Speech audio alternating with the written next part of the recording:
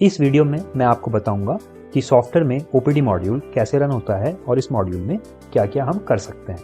तो OPD module पर click करता हूं, आईडी एंड पासवर्ड सिस्टम हमसे पूछते हैं, हम इसमें कैप्चा कोड एंटर करते हैं, ये सिक्योरिटी पर्पस के लिए सॉफ्टवेयर में लगा होता है। लॉगिन करते हैं, हमारा ओपीडी विंडो ओपन हो जाता है। ओपीडी विंडो में मेन टैब क्या होते हैं और क्या क्या हम एक्टिविटीज इस सॉफ्टवेयर में कर सकते हैं वो मैं आपको बताता हूँ। ओपीडी में हम मेनली 3 टाइप्स के वर्क कर सकते हैं। सबसे पहला है कंसल्टेशन रजिस्ट्रेशन। जो भी पेशेंट डॉक्टर को दिखाने आते हैं, अगर हम उन्हें कंसल्टेशन पे रजिस्ट्रेशन करना है तो हम कंसल्टेशन रजिस्ट्रेशन करते हैं। इस रजिस्ट्रेशन के लिए पेशेंट का हमें डिटेल्स पता होना चाहिए और रजिस्ट्रेशन 2 तरीके से हो सकता है। पहले कि हमारे पास कोई भी एबीसी पेशेंट फ्रेश पेशेंट है या कोई पेशेंट ऑलरेडी सॉफ्टवेयर में रजिस्टर्ड है, तो अगर हम उनका मोबाइल नंबर या कुछ भी उनका यूएचआईडी की भी हम लोग ट्रैक कर सकते हैं कि वो पेशेंट हमारे सॉफ्टवेयर में पहले से रजिस्टर्ड है या नहीं है। हम यूएचआईडी से भी सर्च कर सकते हैं, वो मैं आपको करके दिखाता हूँ। कंसल्टेशन रजिस्ट्रेशन के साथ साथ हमारे पास इन्वेस्टिगेशन बिलिंग और डे केयर बिलिंग ये साथ में हमारे ओपीडी मॉड्यूल में लगा होता है। तो अभी हम कंसल्टेशन रजिस्ट्रेशन से स्टार्ट करते हैं। सबसे पहले हम एक फ्रेश रजिस्ट्रेशन मान के चलते हैं। लेट्स सपोज 787878 ये मोबाइल नंबर मैं टाइप करता हूँ, ये पेशेंट का है। उसके बाद पेशेंट हमें दिखाने आते हैं जनरल मेडिसिन में, हम सेलेक्ट करते हैं सॉफ्टवेयर। जो भी डॉक्टर जनरल मेडिसिन में हमारे सॉफ्टवेयर में रजिस्टर्ड हैं वो यहाँ पर पॉपुलेट हो जाते हैं, इनकी ओपीडी फीस यहाँ पर आ जाती है। For example patient first time दिखाने आए हैं तो मैंने 500 फी सेलेक्ट किया है। उसके बाद पेशेंट की डिटेल हम यहाँ पर टाइप करते हैं। रिलेशन हम इसमें ले सकते हैं। इसके बाद मैरिटल स्टेटस ले सकते हैं। आप डेट ऑफ बर्थ इंसर्ट करेंगे तो ये आपकी एज डेज मंथ में कैलकुलेट करता है, एल्स आप डायरेक्टली एज भी टाइप कर सकते हैं। एड्रेस में फॉर एग्जांपल यहाँ पर सेक्टर 54 नोएडा हम टाइप करते हैं। उसके बाद यहाँ पर स्टेट भी लिया जा सकता है बट ऑप्शनल है। आप यहाँ पर डिस्काउंट सेट कर सकते हैं। लेट्स सपोज इस फीस पे 10% डिस्काउंट मुझे देना है तो मैं डिस्काउंट दिया है। फ्लैट डिस्काउंट भी दिया जा सकता है। पेमेंट मोड में मेरे पास कैश, ऑनलाइन, स्वैप, कार्ड सब दिया हुआ है। मैं एज्यूम करता हूँ कि पेशेंट ने मुझे कैश पेमेंट दिया है। जैसे ही पेमेंट हम रजिस्टर्ड करते हैं ये ओपीडी का रिसिप्ट आपका आउटपुट आता है। इस रिसिप्ट पे टॉप पे आपको लेफ्ट साइड में आपके हॉस्पिटल का लोगो होगा, राइट साइड में आपका एड्रेस होगा। जितनी भी पेमेंट रिसिप्ट सॉफ्टवेयर में होंगी वो सब अप्रॉक्स A5 पेपर पे होंगी, मतलब एक A4 पेपर पे आप 2 रिसिप्ट निकाल सकते हैं। इस तरह से मेरा ये ओपीडी का रजिस्ट्रेशन सक्सेसफुल हो जाता है। रजिस्ट्रेशन होने के बाद नीचे दी हुई लिस्ट में आपको अपने पेशेंट दिखने लगते हैं। आपको क्यू नंबर से भी आप देख सकते हैं कि मेरे पास सुरेश आनंद जिनका क्यू नंबर 1 है, आशा का क्यू नंबर 1 है और जनरल मेडिसिन में लोकेश का भी क्यू नंबर 2 है। ये 1 रिपीट होने के रीज़न ये है क्योंकि जो सुरेश आनंद है वो जनरल मेडिसिन का पेशेंट है और आशा जो है वो गायनी की पेशेंट है, तो हर डिपार्टमेंट का क्यू नंबर अलग अलग चलता है। रजिस्ट्रेशन होने के बाद अगर हम हमारे डॉक्टर्स हॉस्पिटल्स में जो प्रेस्क्रिप्शन मैनुअल देना चाहते हैं तो हमारे सॉफ्टवेयर में मैनुअल प्रेस्क्रिप्शन का भी ऑप्शन है। उसके लिए मैं आपको एक एक मेन्यू जो आइकन लगा हुआ है इसके बारे में बताना चाहता हूँ। हम सबसे पहले लोकेश को ले लेते हैं। सबसे पहला आइकन हमारा बारकोड रिसिप्ट्स का है। अगर हमारे यहाँ बारकोड प्रिंटर लगा हुआ है तो हम सॉफ्टवेयर से बारकोड स्टिकर्स निकाल सकते हैं। इसकी सेटिंग डिपेंड करती है कि आपने कौन सा बारकोड प्रिंटर लगाया हुआ है। सेकंड आइकन हमारा क्यू कैंसिल का है। लेट्स सपोज पेशेंट रजिस्टर्ड हुए, उसके बाद पेशेंट नहीं चाहते डॉक्टर साहब को दिखाना या because of some reason doctor available नहीं है, आपको रिफंड वाउचर क्रिएट करना है तो आप इसको ओपीडी को कैंसिल कर सकते हैं। थर्ड आइकन हमारे पास ये प्रिंटर का है। इस पर हम क्लिक करते हैं तो वही ओपीडी रिसिप्ट को हम दोबारा से निकाल सकते हैं। हमारे पास नेक्स्ट है यूएचआईडी। यूएचआईडी पर हम क्लिक करते हैं तो यहाँ पर हम पेशेंट का मैनुअल प्रेस्क्रिप्शन पेपर निकाल सकते हैं। मैं इस पर क्लिक करके आपको दिखाता हूँ। ये मैनुअल प्रेस्क्रिप्शन पेपर होता है, देखिए इस तरह से। इसमें पेशेंट का डेमोग्राफिक डिटेल्स होता है और ऑलरेडी ये सब इन्वेस्टिगेशन कंप्लेंट्स पे लिखी होती है। ये A4 पेपर पे निकलता है। हो सकता है आपके हॉस्पिटल का प्रेस्क्रिप्शन पेपर पहले से प्री प्रिंटेड है तो आप उस पेपर को लोड करेंगे। उसकी कस्टमाइजेशन हमारी टेक्निकल सपोर्ट टीम करती है। आपका प्रिंटेड पेपर को यूज़ कर हम ये यूएचआईडी डिटेल उस पेपर पे प्रिंट कर देते हैं, तो ये पेपर कस्टमाइजेबल है। नेक्स्ट आते हैं पेशेंट की डिटेल। जहाँ भी ये एडिट का आइकन आपको दिख रहा है ये एडिट का आइकन है जहाँ पर अभी हम हैं। तो ये एडिट का आइकन इसलिए होता है कि अगर आपसे कोई एंट्री करते वक्त मिस्टेक हो गई है तो आप उसको मॉडिफाई कर सकते हैं क्लिक करके। फॉर एग्जांपल लोकेश का हमने एज सही नहीं लिखी है या हमने लोकेश कुमार पूरा नाम ये लिखना चाह रहे हैं, आप इसको अपडेट कर सकते हैं। इसकी अपडेटेड रिसिप्ट निकलती है, आप प्रिंट लेना चाहें या ना लेना चाहें ये ऑप्शनल है। तो इस तरह से किया जा सकता है। कब इसमें हम लोग 2 तरीके से काम कर सकते हैं कि जैसे हमने रजिस्ट्रेशन किया, डॉक्टर के पास पेशेंट जाते हैं और डॉक्टर अगर कंप्यूटर के थ्रू ही प्रिस्क्रिप्शन देना चाहें वो भी कर सकते हैं, या वो मैनुअल पेपर पे प्रिस्क्रिप्शन देना चाहें वो भी कर सकते हैं। तो जो डॉक्टर कंप्यूटराइज प्रिस्क्रिप्शन कैसे देंगे, वो कैसे होता है, उसके लिए हमारे पास ये लोगो के लेफ्ट साइड में 3 लाइंस लगी हैं, इसको हम लोग बर्गर मेन्यू बोलते हैं। आप यहाँ से डायरेक्ट क्लिक करके डॉक्टर मॉड्यूल में जा सकते हैं। ये मॉड्यूल कैसे चलता है इसके लिए बिल्कुल डेडिकेटेडली अलग से हम वीडियो बनाएंगे, उसमें आप इसको देखेंगे। फिलहाल मैं ओपीडी में वापस जाता हूँ। ओपीडी में यहाँ पर आप देखेंगे कि यहाँ पर हमने प्रोसेस आइकन लगाया हुआ है। जितने भी ओपीडी बनी है उन सबके राइट्स में प्रोसेस आइकन है। प्रोसेस आइकन पर हम क्लिक करते हैं तो पहला आइकन जो होता है वो हमारा असेसमेंट शीट के लिए है। ये पेशेंट की असेसमेंट्स होती है कि हम पेशेंट की बेसिक डिटेल यहाँ एंट्री कर सकते हैं। जो भी आपके बाहर असिस्टेंट बैठे हुए हैं वो पेशेंट की वाइटल समरी फिल कर सकते हैं। मोस्ट ऑफ द समरी इसमें ऑटोमेटिक निकल कर आती है। आप इसमें हाइट वेट सब डाल सकते हैं। BSA BMI अपने आप आता है, ब्लड शुगर रैंडम, ये सब ऑप्शनल है, ये आप एंट्री करना चाहें तो कर सकते हैं। अभी पेशेंट की कंप्लेंट बॉक्स है, आप चीफ कंप्लेंट्स आप ले सकते हैं तो आप ले सकते हैं। यहाँ पर इस पर क्लिक करेंगे, लिस्ट में निकल कर आता है। आपको कोई कंप्लेंट्स में नहीं है तो वो आप खुद से भी इसमें टाइप कर सकते हैं। उसके बाद लेट सपोज फीवर, इसमें कंप्लेंट नहीं थी तो आप टाइप भी कर सकते हैं।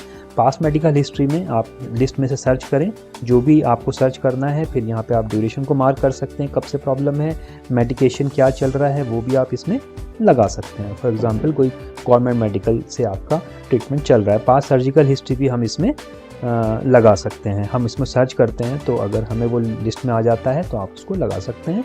डॉक्टर ABC सर्जन से XYZ हॉस्पिटल से ये हुआ है। फिर आप इसमें एडिक्शन डिटेल भी ले सकते हैं। अगेन सब मैंडेटरी नहीं है बट जितना आप लेना चाहें उतना आप ले सकते हैं। कब से वो टबाकू ले रहे हैं वो आप लगा सकते हैं, कितनी यूनिट डेली लेते हैं। पर्सनल हिस्ट्री में आप नॉन वेजिटेरियन ले सकते हैं, रिड्यूस्ड है, इसमें सब टेम्पलेट्स लगे हुए हैं, इसको आप यूज़ करते जाइए। सबमिट करेंगे तो पेशेंट की असेसमेंट शीट सिस्टम में लोड हो जाती है। ये नीचे आप देखेंगे। तो लोकेश कुमार आज 15 जनवरी 2023 में ये रजिस्ट्रेशन हुआ है। तो हम इसको व्यू करके इसका प्रिंट भी ले सकते हैं, अपने रिकॉर्ड में लगा सकते हैं। जितनी बार भी पेशेंट आता है वो उसमें अपेंड होता चला जाता है, एक बुकलेट के रूप में ये बनता चला जाता है। अभी पेशेंट आपके पास आए हैं तो लेफ्ट साइड में आपको कुछ मेन्यू दिख रहे होंगे, इनको हम लोग एक्टिव मेन्यू कहते हैं। जैसे अगर मैं सबसे नीचे वाले पे क्लिक करता हूँ तो ये स्टिकी नोट्स होते हैं। स्टिकी नोट्स में मैं लिख सकता हूँ कि patient is relative of lab technician Ajay. मैं इस तरह भी लिख सकता हूँ स्टिकी नोट्स में, या कोई भी ऐसा नोट जो आपको लगता है कि जब अगली बार पेशेंट आए तो मैं उसको ट्रैक कर सकूँ। कोई स्पेशल नोट मुझे ऐसा लिखना है जो पर्सनल है तो स्टिकी नोट्स आप उसमें यूज़ कर सकते हैं। उसके बाद हमारे पास एक पूरा पेशेंट ट्रैक होता है। इससे आप ट्रैक कर सकते हैं कि पेशेंट की हिस्ट्री क्या है, पेशेंट OPD में कितनी बार आए, इन्वेस्टिगेशन में कितनी बार आए हैं, डे केयर में कितनी बार आए, IPD में कितनी बार आए हैं। फिर हमारे पास स्कैन हिस्ट्री होती है। अगर पेशेंट कोई अपने साथ कोई एक्सरे फिल्म लेकर आए हैं, आप चाहते हैं उसका फोटो क्लिक करके सॉफ्टवेयर में रखना, तो आप इस पर स्कैन करके या फोटो क्लिक करके अपलोड करेंगे, सॉफ्टवेयर में अपलोड हो जाता है। ऐसे ही आप मल्टीपल रिपोर्ट सिस्टम में अपलोड कर सकते हैं। लेट सपोज पेशेंट की CBC रिपोर्ट भी साथ में है, उसका फोटो क्लिक करके या स्कैन करके आप सिस्टम में रखना चाहते हैं तो वो भी आप रख सकते हैं। सभी रिपोर्ट्स आपकी सिस्टम में लोड होती चली जाती है। ये वो केस है जब पेशेंट की कुछ इन्वेस्टिगेशन आउटसाइड दी हॉस्पिटल्स हैं। फर्स्ट आइकन है हमारा RX हिस्ट्री का। अभी तक मैंने कोई कंप्यूटराइज प्रिस्क्रिप्शन नहीं किया है इसलिए ब्लैक। अभी तक हमने कवर किया है कि किस तरीके से हम पेशेंट का OPD कंसल्टेशन में रजिस्ट्रेशन कर सकते हैं, और रजिस्ट्रेशन के बाद अगर हम उनका असेसमेंट शीट फिल करना चाहते हैं तो हम वो असेसमेंट आइकन पे क्लिक करके वो शीट फिल कर सकते हैं। सो रजिस्ट्रेशन के बाद आप 2 चीज़ें पेशेंट के साथ ऑफर कर सकते हैं। पहला उसको OPD रिसिप्ट और साथ में उनका असेसमेंट शीट। ये असेसमेंट शीट हॉस्पिटल अपने रिकॉर्ड में रखना चाहते हैं तो रख सकते हैं, और उसका अगर प्रिंट पेशेंट को भी देना चाहें तो दे सकते हैं। इसके बाद जो टास्क शुरू होता है वो शुरू होता है पोस्ट प्रिस्क्रिप्शन, मतलब डॉक्टर ने उस पेपर पे कुछ मेडिसिन लिख दिया है, अब जो आपके रिसेप्शनिस्ट हैं उनका बिलिंग पार्ट स्टार्ट होता है। लेट सपोज हम एज्यूम करते हैं कि लोकेश का कंसल्टेशन हो चुका है जो कि मैनुअल हुआ है, अभी हम कंप्यूटराइज प्रिस्क्रिप्शन पे नहीं जाते हैं। तो प्रोसेस का जो सेकंड आइकन है उसमें ऐड इन्वेस्टिगेशन टेस्ट का टैब होता है। इस पर आप क्लिक करके जो डायरेक्ट क्लिक करेंगे तो पेशेंट लोकेश का ही डिटेल यहाँ पर ओपन होगा। अभी डॉक्टर साहब ने पेशेंट को for example CBC, let suppose LFT या हम एक चेस्ट एक्सरे ले लेते हैं, ये सजेस्ट किया है। एक अल्ट्रासाउंड हम ले लेते हैं, अगर ये हम उसकी बिलिंग हैंड टू हैंड कर सकते हैं। जब हम सेलेक्ट कर रहे हैं उसको तो राइट साइड में उसका एक बिलिंग ओवरव्यू बन रहा है। आप पेशेंट को पूछ सकते हैं कि 2600 वो किस तरह पे करेंगे। हो सकता है वो कुछ मॉडिफिकेशन कराना चाहें या उसमें से कोई टेस्ट कम कराना चाहें। तो जब वो कंफर्म हो जाए, पेमेंट आपको रिसीव होने जा रहा हो, तभी आप सबमिट बटन पे क्लिक करके उसका बिल जनरेट कर सकते हैं। ये बिल अगेन एक रिसिप्ट है जो आप A4 के हाफ पेपर पे पेशेंट को ऑफर करते हैं। जैसे ही आप ये बिलिंग करते हैं, आपने देखा कि इसमें मल्टीपल टाइप के इन्वेस्टिगेशन थे, पैथोलॉजी लैब का भी था, रेडियोलॉजी का भी था, सोनोग्राफी का था। तो सॉफ्टवेयर इस टाइम क्या करता है, जो इन्वेस्टिगेशन जिस डिपार्टमेंट का था डायरेक्टली ये सॉफ्टवेयर उसकी रिक्वेस्ट उस कंसर्न लैब में भेज देता है। जैसे कि अगर बात करूँगा अगर मैं अगर पैथोलॉजी में जाता हूँ तो आप देख पाएंगे यहाँ पैथोलॉजी में LFT और CBC की रिक्वेस्ट आ गई है। इसका मतलब जो हमने बिलिंग किया था वो उसने उस बिल को बाइफरगेट करके वो कंसर्न लैबोरेटरीज में उसको सेंड किया है। आप देखेंगे यहाँ रजिस्ट्रेशन का टाइम भी आ रहा है, एक्सेप्टेंस और रिपोर्ट का टाइम इसमें नहीं आएगा।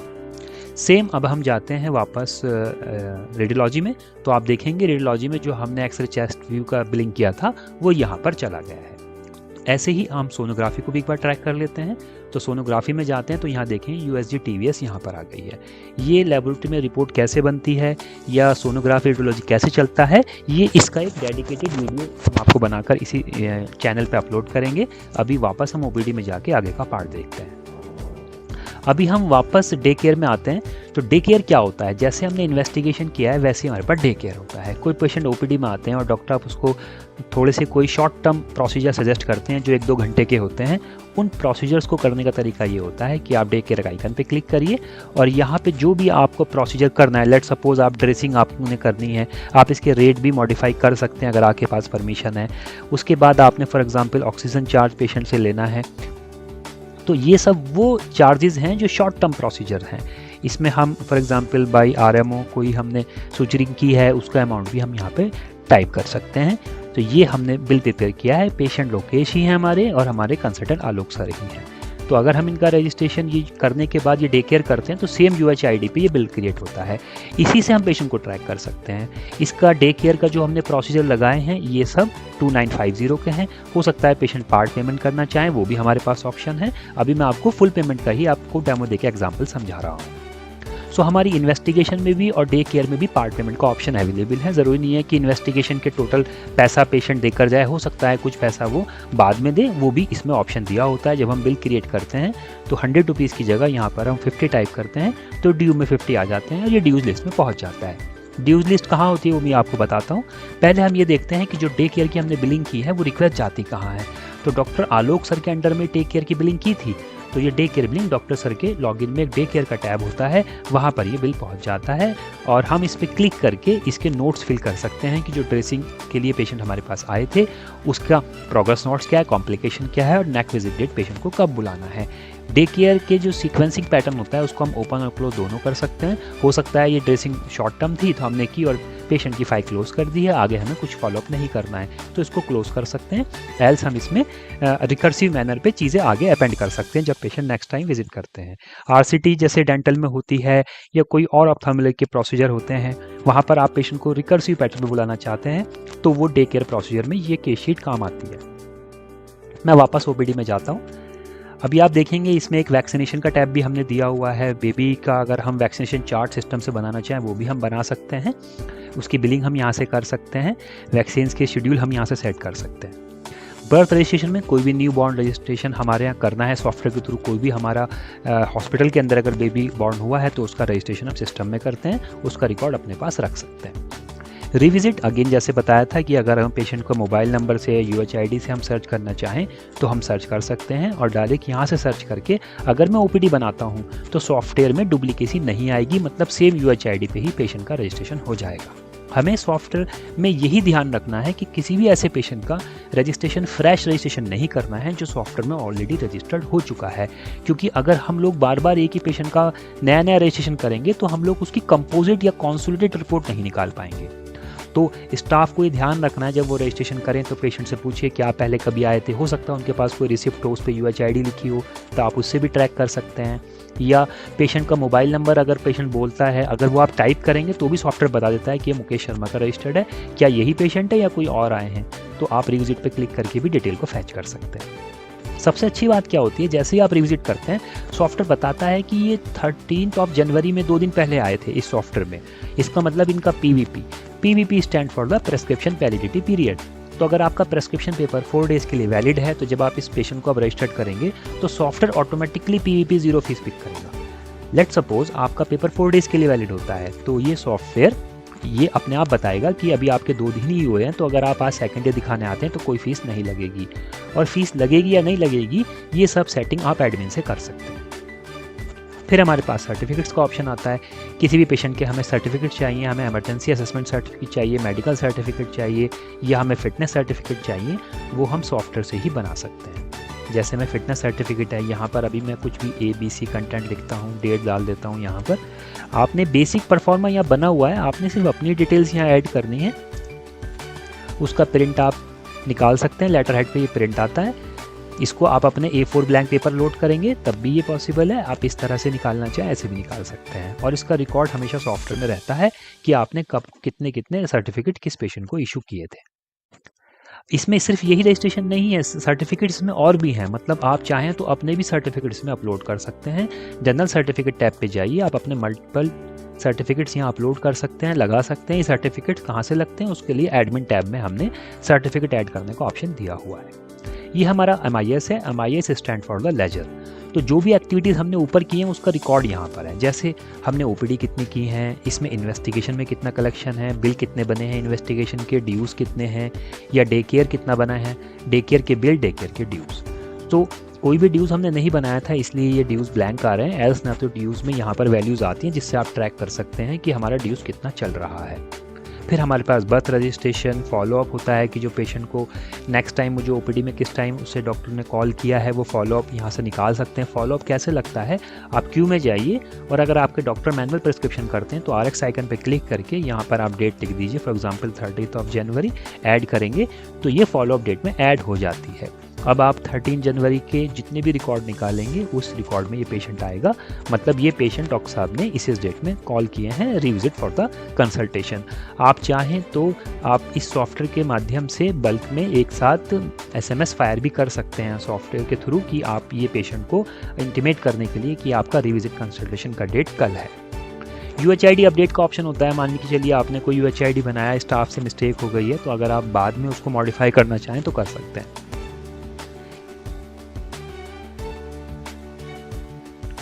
अभी मैं आपको दिखाता हूँ कि किस तरीके से हम लोग इन्वेस्टिगेशन या डे केयर के अंदर ड्यूज़ बिलिंग कर सकते हैं। ड्यूज़ बिलिंग क्या होती है कि जैसे हमें किसी पेशेंट का, लेट्स सपोज आशा पेशेंट है और आशा पेशेंट के हमें मल्टीपल इन्वेस्टिगेशन करने हैं, हम बिलिंग करते हैं, LFT ले लेते हैं, एक CBC लेते हैं, एक KFT लेते हैं और जो पूरा टेस्ट बैठा है ये 1700 का है।